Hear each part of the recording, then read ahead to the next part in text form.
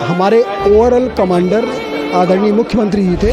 मन में विश्वास था, मन में कि एक ही भावना था, राहुल को बचाना है। मैं वहीं पे गाड़ी पे पड़ा हुआ था, वही मेरा आशियाना था। खाने पीने की तो जो जैसा जब मिल जाए। सवेरे मुझे एक रोटी मिली थी, रोटी को मैं खा रहा था, फिर मैसेज आया कि तुरंत मुझे फिर से स्पॉट पे रिक्वायरमेंट है। पानी ही पी करके मैं कल दोपहर तक रहा। जिस समय से खाना नहीं खा रहा था, लगभग उसी समय से मैंने भी कुछ नहीं खाया था। ये बातें मैं शेयर करना नहीं चाहता था, बट आपने पूछा, मैंने बताया है। जब भी आप आते थे मैं भी लगातार ग्राउंड पे मौजूद था, आपसे सवाल पूछते थे कि क्या हुआ, कैसा हुआ।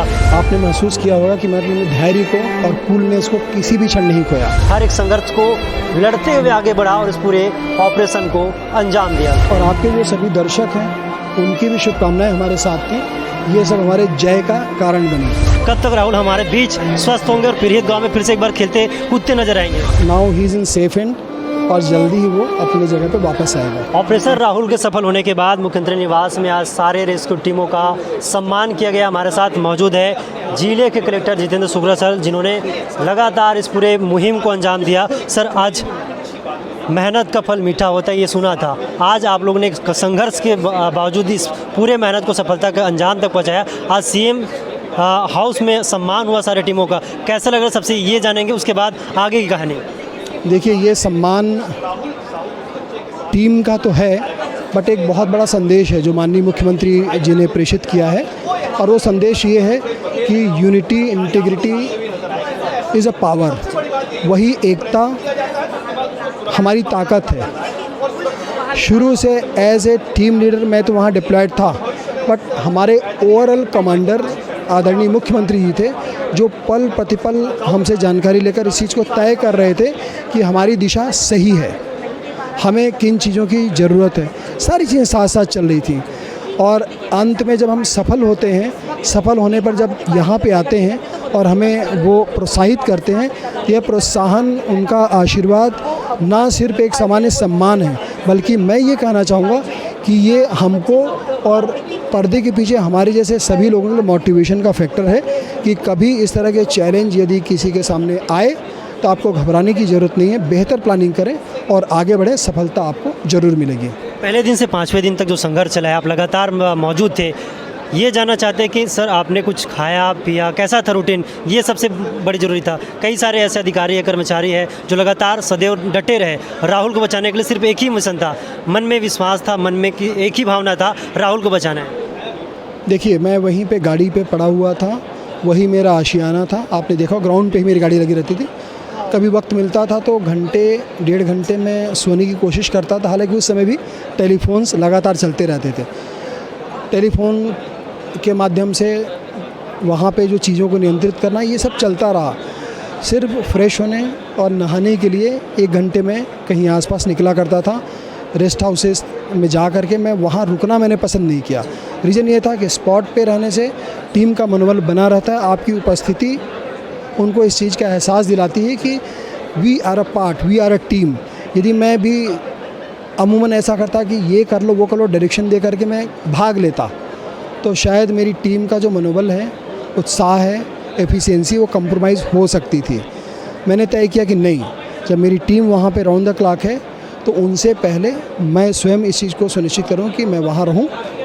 नेक्स्ट था खाने पीने की, तो जो जैसा जब मिल जाए।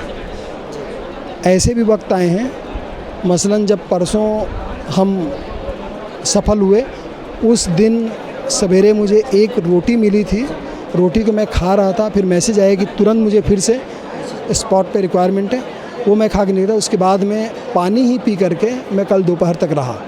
परसों शाम रात तक जब मैं लौटा, तब तक चैलेंज को एनकाउंटर करने में, उसके बाद में उत्साह के कारण मैं नहीं खा पाया। तो ऐसे वक्त आए, बट ये चीज़ें सेकेंडरी थी, क्योंकि राहुल बच्चा भी भूखा था। मैं यही कहना चाहूँगा कि राहुल जिस समय से खाना नहीं खा रहा था, लगभग उसी समय से मैंने भी कुछ नहीं खाया था। और जब वो बाहर आके उसने ग्लूकोज खाया है, उसके बाद मैंने भी कुछ लिया है। ये बातें मैं शेयर करना नहीं चाहता था, बट आपने पूछा, मैंने बताया है।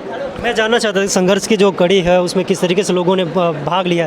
जब भी आप आते थे मैं भी लगातार ग्राउंड पे मौजूद था, आपसे सवाल पूछते थे कि क्या हुआ, कैसा हुआ। एक प्रेशर सत्य था, इसको कैसे चैलेंज किया? लगातार आपने इस पे काम किया है।